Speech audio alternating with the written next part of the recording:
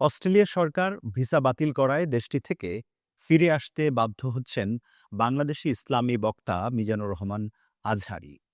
Adolf হিটলারের প্রশংসা করে দেয়া তার পুরনো একটি বক্তব্যের কারণে তার ভিসা বাতিল হয়েছে বলে অস্ট্রেলিয়া সরকারের সূত্র জানা গেছে।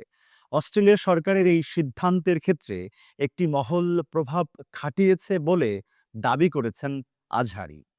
কয়েকটি অনুষ্ঠানে যোগ দিতে ৫ দিন আগে তিনি অস্ট্রেলিয়ায় গিয়েছিলেন। ব্রিসবেন, মেলবোর্ন, সিডনি, ক্যানবেরায় এসব অনুষ্ঠানে তার বক্তব্য রাখার কথা ছিল। যুক্তরাজ্যের সংবাদপত্র ডেইলি মেইলের এক প্রতিবেদনে বলা হয়, ২০২৩ সালে যুক্তরাষ্ট্রে দেয়া একটি বক্তৃতায় আজহারীর অস্ট্রেলিয়া ভিসা বাতিলের কারণ। ওই বক্তৃতায় তিনি ইহুদি বিরোধী অ্যান্টি সেমিটিক মন্তব্য করেছিলেন। তিনি হিটলারের প্রশংসা করেন এবং ইহুদি গণহত্যাকে ঐশ্বরিক শাস্তি হিসেবে উল্লেখ করেন। এদিকে মিজানুর রহমান আজহারী বুধবার তার ভেরিফাইড ফেসবুক পেজে দেয়া এক পোস্টে ভিসা বাতিলের বিষয়টি স্বীকার করেছেন। তবে এ নিয়ে সংবাদ মাধ্যমের বিভ্রান্তিকর খবর প্রকাশ হয়েছে বলে দাবি করেন তিনি।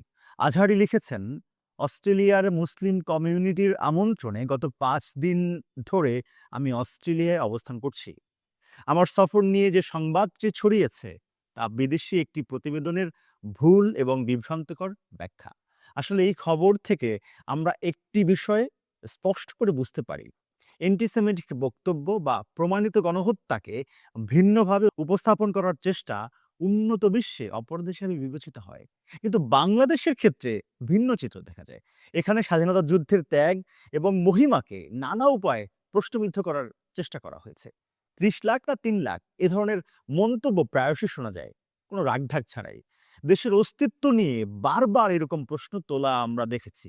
এ ধরনের ঘটনা উন্নত বিশ্বে সহজে সম্ভব হতো না কিন্তু। কিন্তু বাংলাদেশের মানুষ এমন যে দেশের ইতিহাস এবং ত্যাগকে ছোট করে দেখানোর চেষ্টা করে।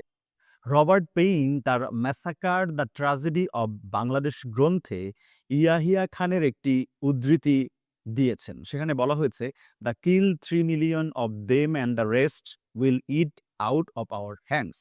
পাকিস্তান শাসকদের এই সিদ্ধান্তের ফলে ১৯৭১ সালে বাংলাদেশ প্রতিদিনে প্রায় ৬,০০০-এর বেশি মানুষ নিহত হয়। মার্কিন সিনেটর এডওয়ার্ড কেনেডি ভারতের শরণার্থী শিবির পরিদর্শন করে পাকিস্তানের সেনাবাহিনীর বিরুদ্ধে সরাসরি গণহত্যার অভিযোগ এনেছিলেন। গ্রিনিস বুক অব ওয়ার্ল্ড রেকর্ডসে বাংলাদেশের হত্যাযজ্ঞকে ২০ শতকের ভয়াবহতম গণহত্যাগুলোর একটি হিসেবে উল্লেখ করা হয়েছে। ২০০২ সালে জর্জ ওয়াশিংটন বিশ্ববিদ্যালয়ের ন্যাশনাল সিকিউরিটি আর্কাইভ অবমুক্ত দলিলে এই ঘটনাকে জেনোসাইড হিসেবে চিহ্নিত করা হয়। অ্যান্থনি মাস্কেরনাস তার দ্য রেপ অব বাংলাদেশ গ্রন্থে লিখেছেন, সারা প্রদেশ জুড়ে সংগঠিত হত্যাকাণ্ডের ধরন গণহত্যার সংজ্ঞার সঙ্গে একেবারে সম্পূর্ণরূপে মিলে যায়।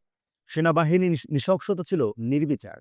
এতে প্রমাণিত হয়, এত প্রমাণিত সত্য থাকার পরেও এসব বিষয় নিয়ে বিতর্ক এবং বিভ্রান্তিকর বক্তব্য দেয়া থামেনি কিন্তু। মিজানুর রহমান আজহারীর ভিসা বাতিল হয়েছে। বাংলাদেশ বিরোধী বক্তব্য যারা দেন তাদের এখন কি হবে? জানান আমাদের, আর সঙ্গে থাকুন নিউজ হাবের। মহান মুক্তিযুদ্ধের চেতনা এবং বাংলাদেশপন্থী স্বাধীন সাংবাদিকতায় আপনিও হতে পারেন অংশীজন। নিউজ হাবের প্রচেষ্টাকে এগিয়ে নিতে যে কোনো পরিমাণ সহায়তা পাঠাতে পারেন নিচের দেয়া নম্বরে।